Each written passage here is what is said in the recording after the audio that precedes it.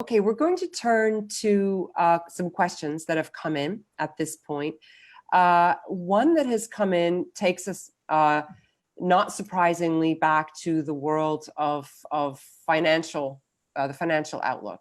And the question is whether you think that colleges, because they're going to be more in need of funding, are going to be less likely to accept transfer, like high school, like APs, where you can swap out a course or skip a course, or transfers from other colleges, whether you think you're going to tighten up on that for financial reasons.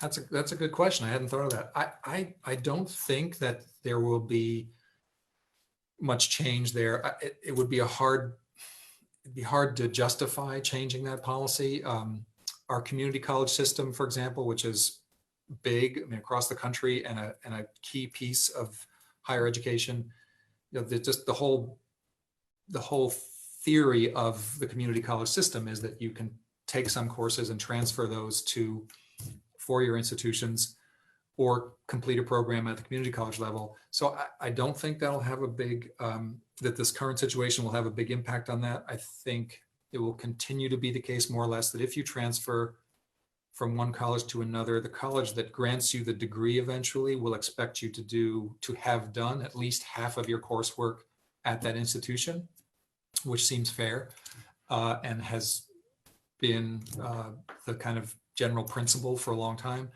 And I think as far as APs are concerned, I don't think the number of kids who actually spend fewer semesters in college because they have enough AP credits to lop off a semester a year is that high. So I don't think it adds up statistically to a big piece of the puzzle for most institutions. And so I don't think they'll feel the need to particularly target that piece of the sort of college credit question.